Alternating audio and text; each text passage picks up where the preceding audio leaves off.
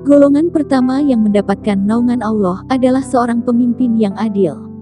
Islam sangat mengedepankan keadilan, dan seorang pemimpin tanpa kecuali harus bisa memenuhi hak tiap-tiap orang, baik kepada muslim atau non-muslim, kerabat atau orang asing, teman atau musuh. Allah berfirman, "Dan jangan biarkan kebencian membuatmu bertindak tidak adil, yang lebih dekat dengan takwa." Al-Maidah 5:8. Prinsip keadilan sangat penting bagi seorang pemimpin, karena ia yang akan bertanggung jawab atas rakyat dan negerinya. Karena itulah seorang pemimpin mendapat perhatian khusus dan menjadi salah satu dari 7 golongan yang akan mendapatkan naungan Allah Subhanahu wa Ta'ala. Golongan kedua adalah pemuda yang tumbuh dewasa dalam beribadah kepada Allah. Allah memberikan keistimewaan naungannya kepada pemuda yang selalu memujanya. Karena tidak sedikit masa muda seseorang justru dihabiskan dengan segala kehidupan duniawi. Masa muda memang sangat rentan terhadap godaan hidup dan cenderung menjauh dari jalan Islam. Mereka berpikir, sholat menutup aurat, dan pergi haji dapat dilakukan pada saatnya nanti ketika mereka telah menjadi tua. Namun tidak pernah ada jaminan, hidup seseorang akan panjang hingga mereka sempat bertaubat. Sebagaimana nasihat Nabi agar selalu memanfaatkan 5 perkara sebelum datangnya 5 perkara, yakni, manfaatkan masa mudamu sebelum usia tua, masa sehatmu sebelum sakit, kekayaanmu sebelum kemiskinanmu, waktu luangmu sebelum kamu disibukkan, dan hidupmu sebelum kematianmu. Diriwayatkan oleh Ibn Abbas. Golongan ketiga adalah seorang laki-laki yang hatinya melekat pada masjid, artinya seorang laki-laki yang selalu mendirikan sholat berjamaah.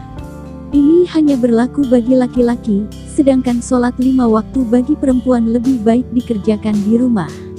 Laki-laki yang gemar ke masjid, bahkan para malaikat pun berdoa untuknya. Ya Allah, berikan berkah kepadanya, ya Allah kasihanilah dia. Hadits riwayat Abu Hurairah. Allah memperingatkan kita, hai kamu yang beriman.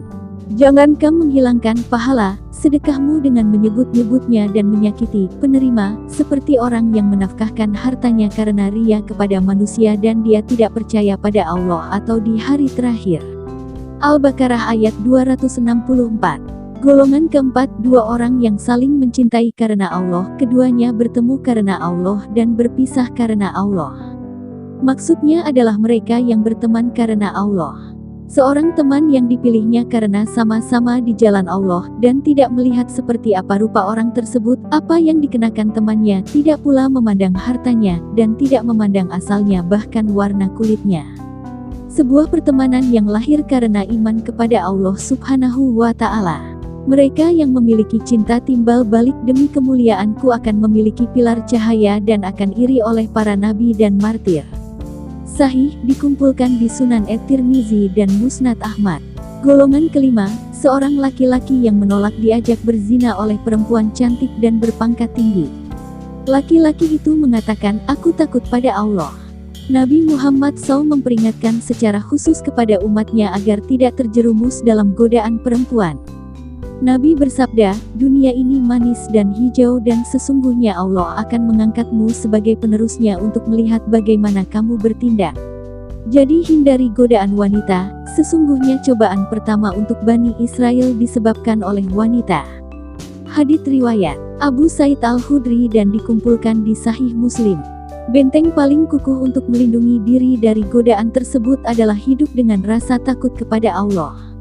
Sebagaimana firman Allah dalam Al-Quran, dan bagi orang yang takut berdiri di hadapan Tuhannya dan menahan diri dari keinginan jahat, sesungguhnya Firdaus, surga, akan menjadi tempat tinggalnya.